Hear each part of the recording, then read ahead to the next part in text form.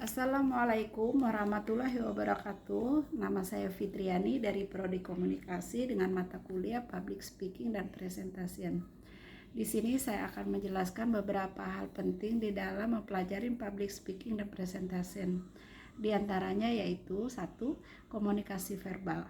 Komunikasi verbal adalah proses penyampaian pesan menggunakan kata-kata, baik secara lisan maupun secara tertulis. Aspek komunikasi verbal meliputi berbagai macam elemen yang mempengaruhi bagaimana cara pesan yang disampaikan dan diterima oleh pihak yang terlibat.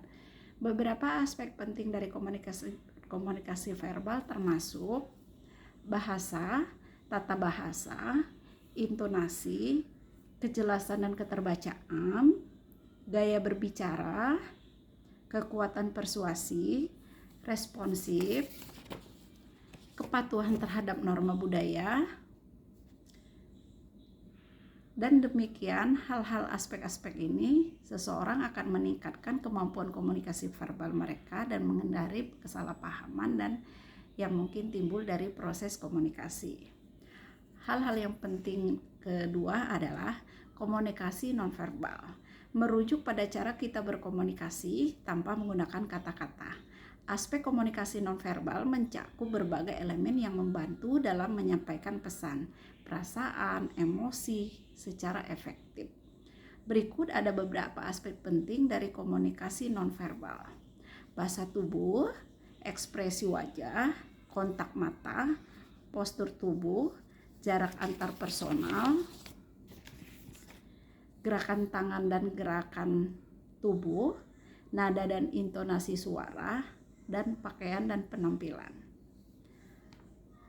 Memahami dan mengelola komunikasi nonverbal dengan baik dapat membantu membangun hubungan yang kuat dan memfasilitasi pemahaman yang lebih baik antar individu.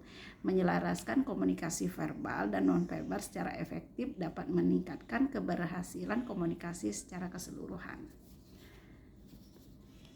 Hal-hal penting di dalam mempelajari public speaking dan presentation yang ketiga yaitu artikulasi dan intonasi suara.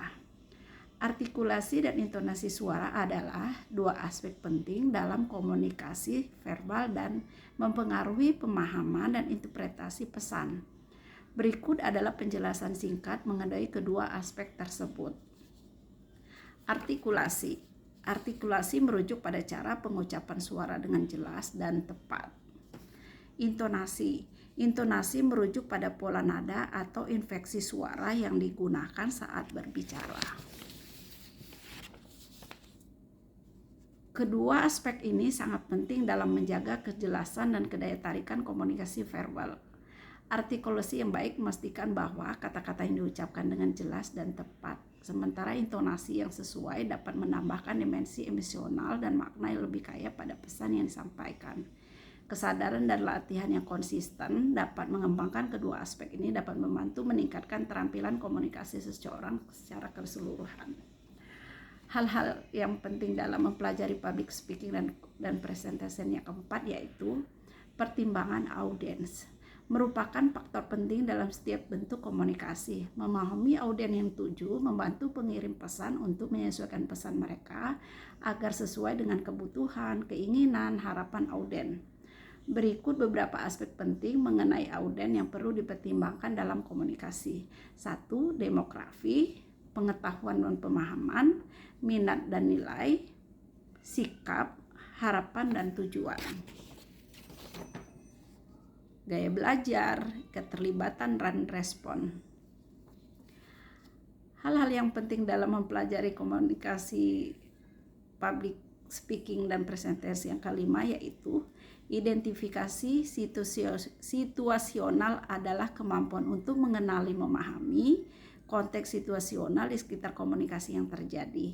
Aspek ini mencakup faktor-faktor lingkungan, fisik, sosial, budaya, dan psikologi yang dapat mempengaruhi cara pesan yang diterima. Memahami aspek identifikasi situasional yang penting dalam memastikan komunikasi yang efektif. Beberapa aspek yang perlu pertimbangan dalam identifikasi situasional adalah sebagai berikut. Konteks fisik, konteks sosial, konteks budaya, tujuan komunikasi, sejarah dan hubungan, kepatuhan terhadap norma, ketegangan dan emosi. Dalam memperhatikan aspek-aspek ini, seseorang dapat mengenali situasi secara lebih efektif dan menyampaikan pesan dengan cara yang lebih cocok dan responsif terhadap lingkungan yang konteks yang ada. Selain aspek-aspek yang telah disebutkan tadi sebelumnya, ada beberapa tambahan yang berhubungan komunikasi yang efektif. Beberapa di antaranya adalah sebagai berikut. Teknologi dan media. Perkembangan teknologi dan media merupakan komunikasi yang telah memainkan peran penting dalam mengubah cara kita berinteraksi. Etika komunikasi.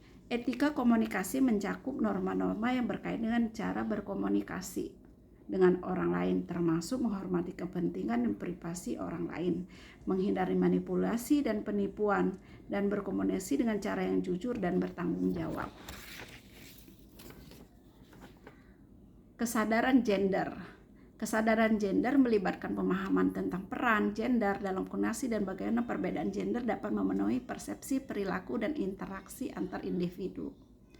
Komunikasi antar budaya. Dalam era globalisasi, kemampuan untuk berkomunikasi secara efektif dengan individu dan berbagai budaya menjadi semakin penting. Memahami perbedaan budaya dan menyesuaikan komunikasi dengan konteks budaya adalah keterampilan yang sangat berharga. Empati untuk merasakan dan memahami perasaan perspektif oleh orang lain dalam membangun hubungan yang kuat dan meningkatkan komunikasi yang empati. Keterbukaan terhadap umpan balik. Menerima umpan balik dengan terbuka dan menggunakan untuk meningkatkan keterampilan komunikasi sangatlah penting. Kemajuan untuk belajar dan berkembang secara terus-menerus dalam berkomunikasi dapat membantu meningkatkan kualitas interaksi. Memperhatikan aspek-aspek ini dapat membantu individu untuk menjadi komunikator yang lebih efektif dan membangun hubungan yang lebih kuat dengan orang lain. Dengan memahami berbagai faktor yang mempengaruhi komunikasi, seseorang menyesuaikan pendekatan komunikasi mereka sesuai dengan kebutuhan dan preferensi audien atau pihak yang terlibat. Demikian beberapa hal penting di dalam mengetahui public speaking dan presentation yang telah saya uraikan sebagaimana mestinya. Dan saya ucapkan wassalamualaikum warahmatullahi wabarakatuh.